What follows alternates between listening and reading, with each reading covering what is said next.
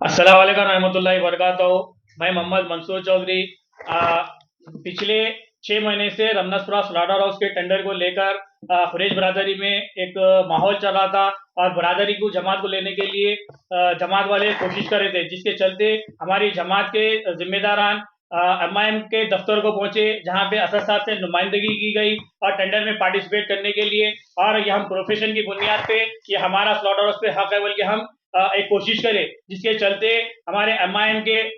सदर साहब जनाब बैरिस्टर असदुद्दीन अवैसी साहब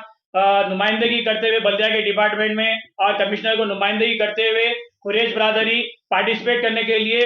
रिलैक्सेशन दिलवाए। और जब कभी भी हो उन्होंने कौन से भी स्टेट में रहो, हमारे कुरैश बरादरी के जिम्मेदार फोन करे तो उन्होंने कुरैश बरादरी को टेंडर के लिए जो भी रिलैक्सेशन हो सकता था भरपूर कोशिश करते हुए रिलैक्सेशन दिलाए। और माजिद हुसैन साहब को, रहमत बेग साहब, एमएलसी साहब को जिम्मेदारी दिए थे कि कुरैश बरादरी को टेंडर हासिल करने के लिए जो कुछ भी जरूरत पड़ती है ये लोगों का साथ देते हुए कुरैश बरादरी को टेंडर दिलाने की। जिसके चलते बल्दिया की जानिब से मार्च की 7 तारीख को टेंडर कॉल किया गया था और उससे पहले एक बार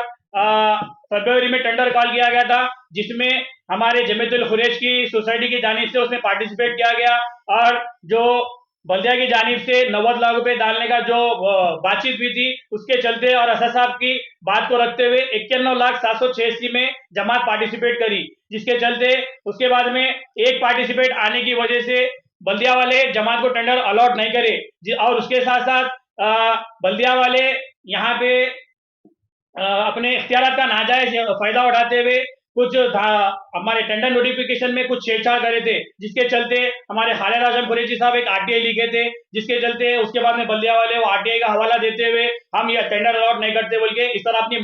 मनमर्जी से ये अपने इख्तियार का नाजायज फायदा उठाए। और उसके बाद में जमात के लोग फिर से पार्टिसिपेट करने की तैयारी कर रहे थे और जमात की जानिब से एक ऐलान हुआ था कुरैश बरादरी की सोसाइटी जो है सो टेंडर में हिस्सा ले रही है और कोई भी इसमें पार्टिसिपेट नहीं करना, बल्कि हम पूरे हमारे कुरैश बरादरी को, एक्सपोर्टर्स को वगैरह को सबको ऐलान करे थे। ये जमाती एक फैसला था, मुत्तफिका एक फैसला था, जिसकी खुलेआम खिलाफवर्जी की गई है। साबिका हमारे जमीयतुल कुरैश के सदर साहब,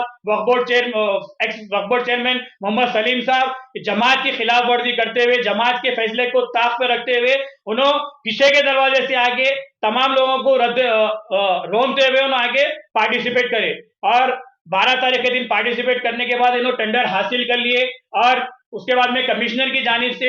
ये फिर से सिंगल सलीम साहब एक ही जने पार्टिसिपेट हुए, तो कमिश्नर ये टेंडर को रिजेक्ट कर रहे थे। लेकिन ये साउथ जोन के जो वेटनरी सेक्शन के डिपार्टमेंट के लोग हैं, वो लोग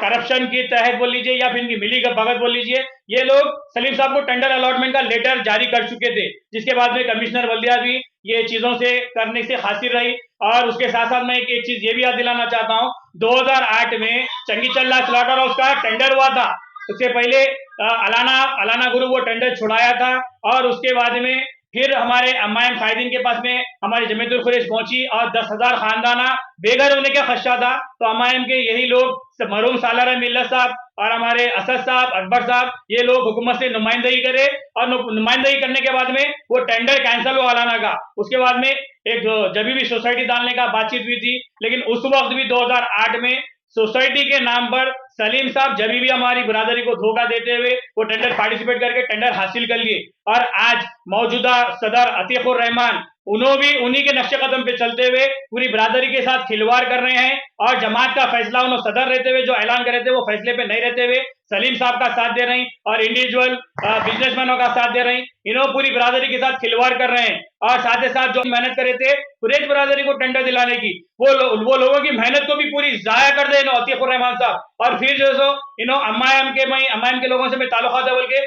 एक चोला डालने की अपने ऊपर डालने के, लेकिन पूरा काम जो खिलाफ उन्हीं का काम खिलाफ करते हुए सलीम साहब का काम कर रहे हैं, टीआरएस पार्टी का काम कर रहे हैं, इनका काम कर रहे हैं। और मैं साथ ही साथ ये भी कहना चाहता हूं, बल्दिया की जानिब से 2020 में टेंडर जारी हुआ था, जिसमें अपसाइड प्राइस 20 लाख रुपए रखा गया था और अब मौजूदा सिर्फ 3 सालों के बाद में वही अपसाइड प्राइस को 90 लाख रुपए कर लिया गया। कौन से दुनिया के, मैं पूरे ऑल ओवर वर्ल्ड की बात कर रहा हूँ, कौन से भी सेक्टर में, ना प्राइवेट सेक्टर में ना गवर्नमेंट सेक्टर में 3 साल में 20 लाख के 90 लाख रुपए कहीं पे भी ऐसा हुआ है? एक मिसाल दीजिए। बल्दिया वाले क्या है, अपनी इख्तियारात का नाजायज फायदा उठा रहे हैं और बल्दिया वाले इसमें बराबर के कसूरवार है। पहले क्या था, बल्दिया के जितने भी ऑफिसर्स वगैरह थे एनिमल हस्बेंड्री से रहते थे, वेटनरी सेक्शन के जो भी डॉक्टर रहते थे यहाँ पे आगे ड्यूटी वेटनरी एनिमल हस्बेंड्री के आगे देते थे, लेकिन ये बल्दिया वाले नया डिपार्टमेंट इजाद करे, एनिमल हस्बेंड्री के नाम से इजाद करे, और ये लोग मुसल्लत होके सिर्फ करप्शन में लगे हुए हैं। आज सबसे ज्यादा बल्दिया को करप्शन अगर हो रहा है तो ये वेटनरी सेक्शन में हो रहा है, और यहाँ पे इतनी धांधलीबाजी की जा रही है, जैसा कि रेवंत रेड्डी साहब से बीच में एक शिप एंड गोट के ताल्लुक से एक सीबीसीआईडी की इंक्वायरी का ऐलान किया गया था। तो हम कुरैश बरादरी भी आपसे गुजारिश करते हैं, रेवंत रेड्डी साहब, आज जो सो ये टेंडरों के ताल्लुक से, चाहे अंबरपेट रहो, भोईगुड़ा रहो, चाहे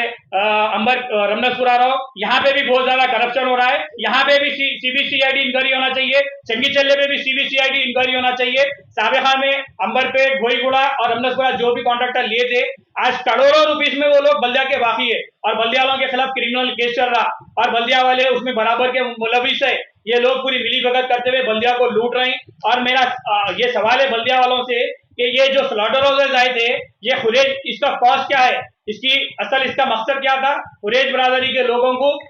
फैसिलिटी प्रोवाइड करना, नॉमिनल बेसिस पे फैसिलिटी प्रोवाइड करने के मकसद से ये स्लॉटर हाउसेज आए थे, लेकिन बल्दिया वाले इसको रेवेन्यू जनरेट करने का एसेट बना लिए। ये स्लॉटर हाउसेज 2008 के बाद में जब उठे थे, तेलंगाना उस वक्त की कांग्रेस हुकूमत थी, जब उस वक्त रमनसपुरा स्लॉटर हाउस का मैं एस्टिमेट वैल्यू बता रहा हूँ, यहाँ के एसेट्स की वैल्यू है 8 करोड़ 61 लाख रुपए विदाउट लैंड। तो यहाँ पे 8 करोड़ 61 लाख का इन लोगों का खाली यहाँ पे इन्वेस्टमेंट है, लेकिन उसके बावजूद यहाँ पे सिर्फ रमनसपुरा स्लॉटर हाउस से करोड़ों रुपीस ये लोग को साबेहा कॉन्ट्रैक्टर बाकी है, और अंबरपेट से 270 करोड़ रुपए साबेहा कॉन्ट्रैक्टर बाकी है। ये हमारे खुरेज बरादरी के वेलफेयर के लिए नॉमिनल बेसिस पे फैसिलिटी प्रोवाइड करने के जो स्लॉटर हाउसेज बने थे, आज इसको कमर्शियल सिर्फ पैसे रेवेन्यू जनरेट करने का एसेट बना लिए। देखिए रमनसपुरा स्लॉटर हाउस के कमेले में 240 जानवर की कैपेसिटी है, जिसका calculation estimate yearly 1 crore 19 lakh रुपए हो रहा है, और वहां पे जो भी स्टाफ मेंटेन करना है, ये स्टाफ का पूरा चार्ट है। स्टाफ में यहाँ पे जितने भी लोग हैं 38 लोगों का स्टाफ है, जिसके क्वालिफिकेशन क्या है और तमाम तो चीजें लिखी हुई है। ये स्टाफ की सैलरी 1 करोड़ रुपए के ऊपर हो रही, तो उसी बुनियाद पे 20 लाख रुपए अफसर प्राइस था, लेकिन बल्दिया वाले ये मेंटेनेंस, ना यहाँ पे स्टाफ है ना बल्दिया वाले ये तमाम तर चीजें फैसिलिटी प्रोवाइड कर रहे हैं, लेकिन ये फैसिलिटी प्रोवाइड नहीं करके जमीन पे वो मैनुअल काटने के 20 रुपए की जगह वो लोग 80 रुपए ले रहे हैं। तो ये तमाम तर चीजें बंद होनी चाहिए, और हम रेवंत रेड्डी साहब से अपील करते हैं सीबीसीआईडी इंक्वायरी करवाइए तीनों स्लॉटर हाउस पे, साथ ही साथ चंगीचल्ले पे भी। और ये जो मजलिस की नुमाइंदगी के साथ जो नाकाम साजिश करे हैं मौजूदा आतिकुर रहमान साहब, हमारे साबिका सलीम साहब वक्फ बोर्ड चेयरमैन के साथ मिली भगत करते हुए, हर हमेशा मजलिस जो काम हमारी कुरैश बरादरी के लिए अमली जामा पहनाने जाती है, वहां पे नाकाम कर देते आगे साजिश के तहत, अभी भी नाकाम करे हैं। इंशाल्लाह ताला मजलिस के कायदीन से भी नुमाइंदगी करेंगे, और ये जो धोखाधड़ी हुई है इस बार इंशाल्लाह ताला इसका पर्दाफाश होगा, तमाम लोगों के सामने आएगा इस बार।